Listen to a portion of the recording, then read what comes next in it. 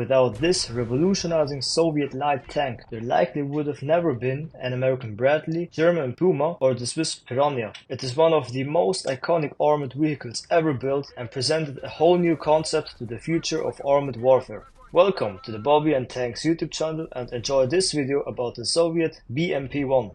The BMP-1, also known as Boyevaya Mashina Pechoty 1, was introduced in the 1960s and was the world's first mass-produced infantry fighting vehicle. It wasn't just a tank, it was a whole new concept, because the BMP-1 combined the roles of a troop transport and a combat vehicle, a combination which was never really seen before. Let's talk about the history of the BMP-1 and why it was created. During the Cold War, the Soviet military leadership saw any future wars as being conducted with nuclear, chemical and biological weapons, and as they had no existing APCs to protect their infantry from such weapons, the Soviets saw the need to create one. Also, the Red Army's mechanized infantry tactics during the 1950s were similar to World War II methods, in which APCs were used as battle taxis. The problem was, the moment they had enemy contact, they would have to unload their infantry so they could use their weapon before retreating to safer areas. The requirements for the BMP-1 were for it to have stressed speed, good armament for attack and defense, and the ability for all squad members to fire from within the vehicle. The armament had to provide direct support for the infantry,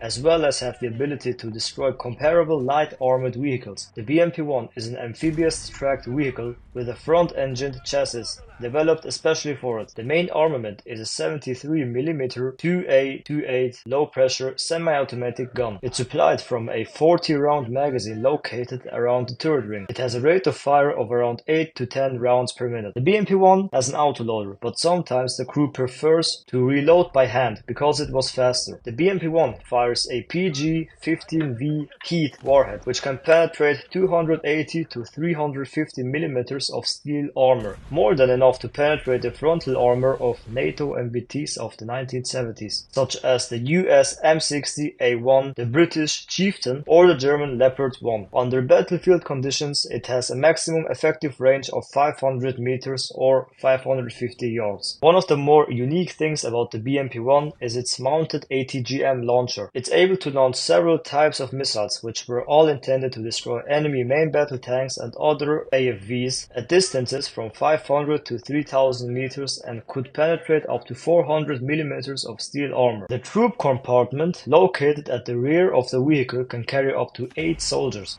There are 4 firing spots on each side of the vehicle and a single firing spot on the left rear door. Soldiers sit on 2 padded benches along the central line of the vehicle and face the sides.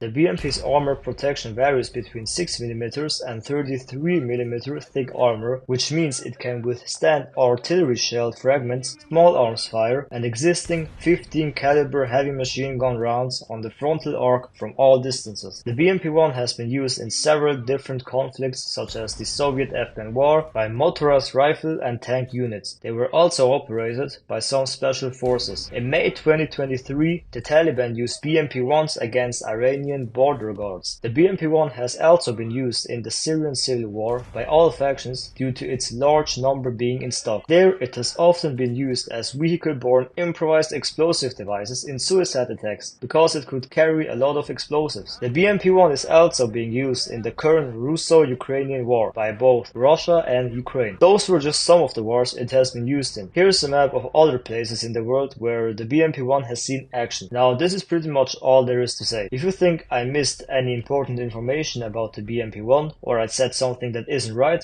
please share it in the comments, as I'd like everyone here to learn more. Thanks for watching and I'll see you in the next video.